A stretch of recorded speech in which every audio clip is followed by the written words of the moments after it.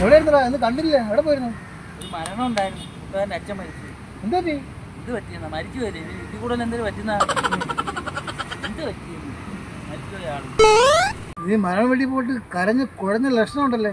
എന്താ പറ്റി? കരഞ്ഞതൊന്നും അല്ല, ആ ബോഡിയും കൊണ്ടുവന്ന ആംബുലൻസ് താന്നുപോയി. പിന്നെ അത് തള്ളിക്കയറ്റാൻ പെട്ട പാടറിയാം. എന്താ ഇത് പിന്നെ? എന്താ അവിടെ ഇരുന്നവരെല്ലാം വിളിച്ച് ആരെങ്കിലും വരണ്ടേ, ഇത് ആംബുലൻസ് ബോഡി കിടക്കുന്നുണ്ട്. പിന്നെ ഒരു ചെറുക്കൻ ഓടി വന്ന് തള്ളി. അപ്പൊ അച്ഛാന്ന് പറഞ്ഞ് തള്ളിക്കൊണ്ട് അവന്റെ അച്ഛനാണെന്ന് മനസ്സിലായത്. ഞാൻ നിന്റെ കൂട്ടുകാരൻ്റെ അച്ഛനെന്നല്ലേ പറഞ്ഞത്. അപ്പൊ നിന്റെ കൂട്ടുകാരൻ നിനക്ക് അറിഞ്ഞൂടെ?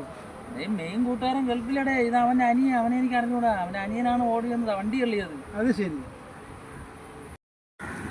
എന്തോടെ രണ്ടെണ്ണോടി? ഇല്ലടാ, അവര് മരണ വീട്ടിൽ പോയിട്ട് ആംബുലൻസ് തള്ളിയ കഥ പറഞ്ഞോണ്ടിരിക്കുകയായിരുന്നു.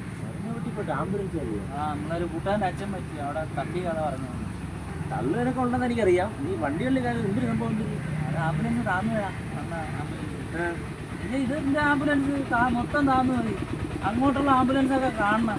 പ്രത്യേകത നല്ല സെറ്റപ്പ് സൂപ്പറല്ലേ. നമ്പർ വരെ ബാക്കിൽ എഴുതി കാണാൻ എഴുതി കാണും. ആര് നമ്പർ? ഡ്രൈവർ തന്നെ മരിച്ചു പോയാണ്ട് അയാൾ മരിച്ചു പോയി, നീ ഈ നമ്പർ വിളിക്കരുതെന്നും പറഞ്ഞ് എഴുതി കാണിക്കുമല്ലോ. നീ തിരക്കി നോക്കാം അങ്ങോട്ടൊക്കെ തന്നെ. ഇരിപ്പുണ്ട് കേട്ടോ, ഐറ്റംസ് ഒരുപാട് ഇരിക്കുന്നു. തന്നെന്ന് ഉള്ളതെന്ന് പറഞ്ഞത്. റിപ്പോർട്ടൊക്കെ വിളിച്ചു നോക്കിയാണ് അതിനെപ്പറ്റി ഇപ്പം അറിയാം. ഇത് ഡെപ്പോട്ട് ഏത് നമ്പർ വിളിച്ചാൽ കിട്ടും? 128.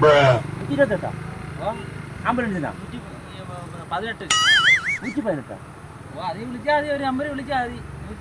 118. ഓ നീ ഇവിടുന്ന് പോണാൻ ഇപ്പം 100 അല്ല. അതിന്റെ എഴുന്നേറ്റ് പോടാ പോടാ എഴുന്നേറ്റ്. അല്ലെ വയ്യടാ എനിക്ക്. ഇനി നീ സംസാരിച്ച ആ വണ്ടിക്കകത്ത് നിന്നെ കയറ്റി വിടും കേട്ടാ. ഉള്ളത് ഞാൻ പറഞ്ഞത്. ഉള്ളത് പോടാ. നമ്മൾ ഉള്ളത് പറഞ്ഞാൽ വിശ്വാസം.